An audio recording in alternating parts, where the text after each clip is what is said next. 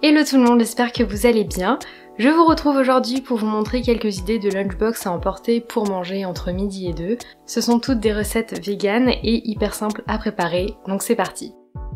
Pour la première recette, j'ai réalisé un porridge mais salé. Les ingrédients de base sont donc des flocons d'avoine, des légumes et du tofu. C'est vraiment très rapide à faire et c'est super bon.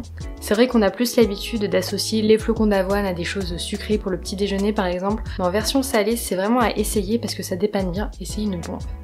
Je vais commencer par couper une courgette en petits dés, je la fais revenir dans une poêle ensuite avec un petit peu d'huile d'olive. J'ajoute aussi un petit peu de basilic pour donner du goût et je remue de temps en temps pendant la cuisson pour que les courgettes soient uniformément bien dorées. Pour le tofu, j'ai pris celui à l'ail des ours de la marque Typhon.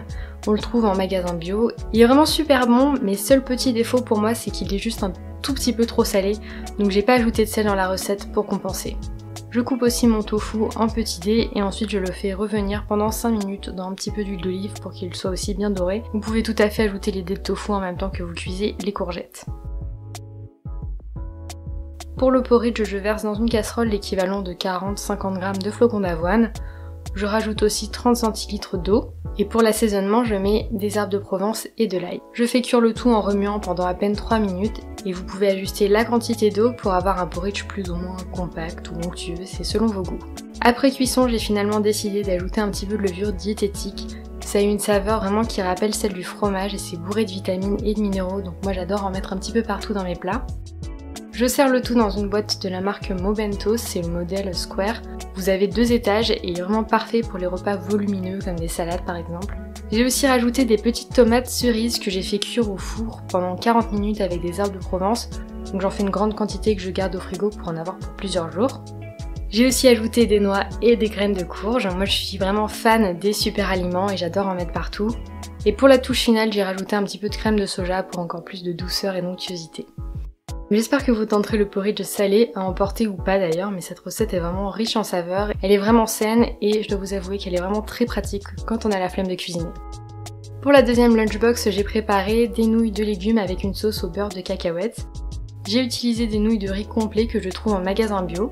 Et je commence par découper des carottes en fin bâtonnées ainsi qu'un poivron rouge. Ensuite dans une poêle je vais préparer de la sauce, donc à base d'huile d'olive, une cuillère à café de beurre de cacahuète, 2 cuillères à soupe de sauce tamari, une cuillère à café de sirop d'agave ou d'érable ou de sauce barbecue, ça c'est ma version préférée. Je rajoute aussi un petit peu d'ail et je mélange l'ensemble pour avoir une texture homogène. Ensuite, je peux rajouter les carottes et les poivrons et je vais laisser cuire l'ensemble pendant une petite dizaine de minutes. À la fin de la cuisson, je rajoute les feuilles d'épinards. Je les mets pas au début, sinon les feuilles cuisent vraiment beaucoup trop et c'est pas très joli. Et je rajoute enfin les nouilles et je mélange bien.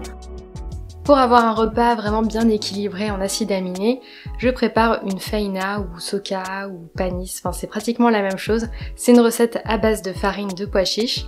Donc à la fin, ça se présente comme une pâte à pizza, sauf que c'est beaucoup plus rapide à faire et c'est sans gluten. Donc dans un saladier, je verse 250 g de farine de pois chiches, vous en trouverez facilement en magasin bio. Pour l'assaisonnement, je me suis inspirée des falafels, donc j'ai mis de la menthe, du cumin, mais j'ai aussi mis du basilic et un petit peu de sel. Et je rajoute une cuillère à soupe d'huile d'olive. Je rajoute aussi de l'eau et je mélange en essayant de n'avoir aucun grumeau. La texture doit quand même être assez liquide à la fin. Ensuite, je verse le tout dans un plat à pizza et j'ai ajouté du papier sulfurisé pour éviter que ça colle. Et j'enfourne pendant 20 à 25 minutes à 180 degrés. Ça fait vraiment une super base pour une pizza, mais là je l'ai découpé en petits morceaux pour l'utiliser dans ma lunchbox un peu comme du pain ou des crackers. Je mange ça avec du fromage blanc vegan fait maison au lait de soja et coco, que j'ai assaisonné avec du sel, du basilic, et j'ai aussi ajouté des petites tomates cerises et du concombre pour les crudités. La boîte que j'utilise c'est aussi une Mobento, mais celle-là c'est la version classique. Si vous ne le savez pas, je suis une grande fan de curry de toutes sortes, je trouve ça vraiment super versatile. Donc pour la troisième lunchbox, j'en ai fait un à base de patates douces et de sétan. Je vous mets en barre d'infos la vidéo et l'article de blog de ma recette de sétan, elle est vraiment très simple et économique.